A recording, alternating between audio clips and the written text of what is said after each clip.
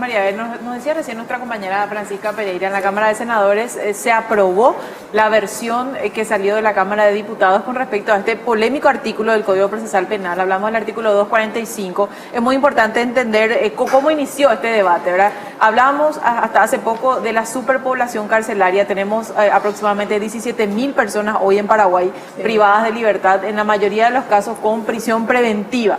Esta es una decisión que queda siempre en manos, en teoría, del juez penal de garantías, pero a raíz de varias modificaciones que fue sufriendo este Código Procesal Penal, se daban algunas cuestiones que atentaban incluso contra principios o preceptos constitucionales. Lo que se hizo ahora a través de una iniciativa de comisión de reforma del Código Penal es volver a la redacción original del Código que data del año 98 y dejar de lado una serie de agregados que incluso en la Cámara de Senadores pusieron. Por ejemplo, algunos senadores dijeron tenemos que establecer una lista de delitos en las cuales el juez o cualquier juez no pueda otorgar medidas alternativas a la prisión, y eligieron al azar delitos como por ejemplo el abuso sexual, el homicidio doloso, el secuestro, entre otros, ¿verdad? Sin embargo, eso se desechó y quedó la redacción original. Ahora, ¿qué es lo que preocupa con esto? Si bien se vuelve a la redacción original y con esto se permite de vuelta estar en... ¿Qué es lo que dice la redacción original? Primero establece que se le da de vuelta atribuciones al juez para que el juez decida en base a los requisitos que establece el código en qué condiciones hay que otorgar prisión preventiva y en qué condiciones hay que dar medidas cautelares, ¿verdad? Medidas alternativas a la prisión, mejor dicho. Lo que antes hacía era como que atarle las manos al juez, y si venía el fiscal y te decía, este señor está imputado, por un crimen, cárcel. Ese era el criterio, así era acá como matemático, ¿verdad? ¿Por qué? Porque se discutía mucho que había muchos reincidentes, que los jueces daban muchas medidas alternativas, entonces se cambió la ley, ¿verdad? ¿Qué ocasionó eso? Que tengamos hoy 17.000 personas privadas de libertad en las cárceles, ¿verdad?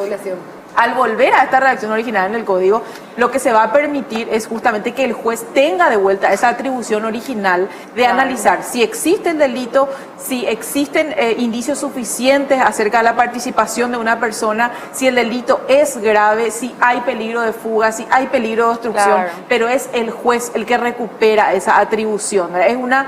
Es una arbitrariedad reglada, dicen algunos penalistas, ¿verdad? Y explican por qué. Esta mañana hablábamos con el doctor Enrique Cronaueter y él establecía una consecuencia primera que va a tener este cambio en la ley. ¿Qué va a pasar? Entre 3.500 y 4.000 presos actualmente van a poder solicitar su libertad. ¿Esto qué va a ocasionar? Una sobrecarga tremenda de trabajo en los juzgados de garantía, que van a tener que resolver la libertad de estas personas, ¿verdad? Y ahí se habla de vuelta toda una cuestión presupuestaria, porque los jueces y funcionarios judiciales van a tener que trabajar horas extras. Desde el Poder Judicial dicen no tenemos presupuesto para eso. Se habla también de cómo controlamos a los reincidentes, ¿verdad? Eso que te entran 70 veces 7 a la cárcel, entran y salen. Bueno, ese es el punto también. Justamente se pide que la Corte establezca el mecanismo a través del cual se va a regular esto, y ellos dicen no tenemos presupuesto para eso, ¿verdad? O sea, es algo importante en el sentido de que se recupera una redacción original en el Código Penal, se vuelve al principio garantista. En la facultad, cualquier estudiante de Derecho sabe que la prisión es de última ratio, te dicen. ¿Qué significa eso? Que es la excepción. Y acá se convirtió en la regla.